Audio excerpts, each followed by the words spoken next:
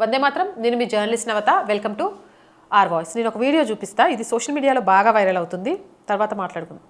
हालांकि मैं भी मुसलमान हूँ, मान के चलो मिसाल के तौर पे अगर यहाँ सरकार हिंदुस्तान के अंदर मुसलमान किया जाए, बेशक हम 23%, 21, 22, 23% जितने भी इनका जीना हराम कर देंगे, 70-75% का जितने भी इनका इन पर रोड पे निकलना हराम हो जाएगा, ये देश छोड़ के भाग जाएंगे. हालांकि मैं भी मुसलमान हूँ, मान के चलो. చూసారా, వీడెవడో కానీ నాకు కనబడితే పోలీసులకు అప్పచెప్పి 6 అడుగుల గొయ్యి తీసి పాతి పెట్టమని చెప్పేదాన్ని.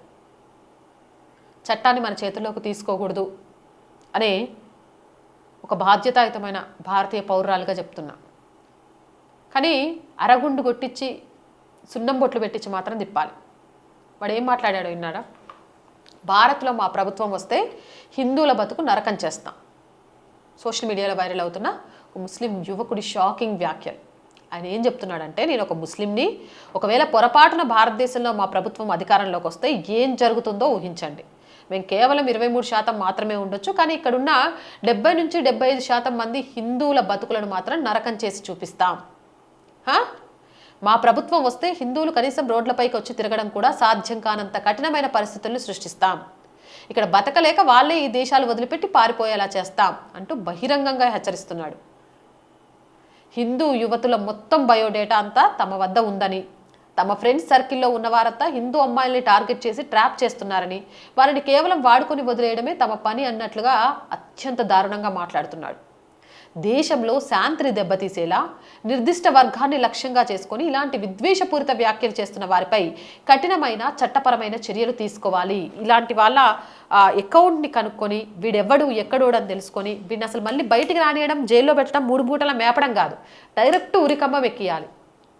ఏమనుకుంటాడు? ఇట్లా రెచ్చగొట్టే మాటలు మాట్లాడితే హిందువులు రెచ్చిపోయి ఏదైనా చేస్తే మత విద్వేషాలు జరుగుతున్నాయి, భారతదేశంలో ముస్లింలకు రక్షణ లేదని మళ్ళీ సొల్లు ఏడుపులు ఏడవడానికా? అయినా పగటి కళలు పనడం మానే. ఈ దేశాన్ని కాపాడే నాయకుల్ని ఎన్నుకుంటామే తప్ప మతతత్వాన్ని పెంచి ప్రోత్సహించే నాయకుల్ని ఎప్పటికీ ఎన్నుకోము. అలాంటి నాయకులు ఈ దేశాన్ని పాలించే రోజు ఇక రాదు. భారతీయులు మేల్కొన్నారు. నీలాంటి వాళ్ళు కనబడితే ఖండాలుగా కోసేయడానికి సిద్ధంగా ఉన్నారు. కానీ చట్టాన్ని మా చేతుల్లోకి తీసుకోకూడదు, చట్టపరంగా మీకు శిక్షలు పడాలి అని కోరుకుంటున్నాం కాబట్టే మీరు ఇంకా బ్రతికి బట్టగట్టగలుగుతున్నారు. ఆ విషయాన్ని ప్రతి ఒక్కరూ తెలుసుకోవాలి. అవునంటారా కాదంటారా?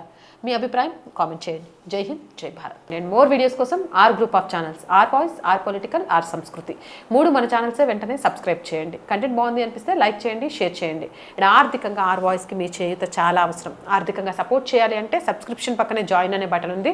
1 to 5 లెవెల్స్ ఉన్నాయి. ఏదో ఒక లెవెల్లో సపోర్ట్ చేయండి. లేదా స్క్రీన్ మీద గూగుల్ పే, ఫోన్పేతో పాటు అకౌంట్ డీటెయిల్స్ ఉన్నాయి. మీకు తోచిన సహాయాన్ని అందించండి. వ్యాపార ప్రకటనల కోసం 8328500576 నెంబర్ని సంప్రదించండి. జై హింద్, జై భారత్.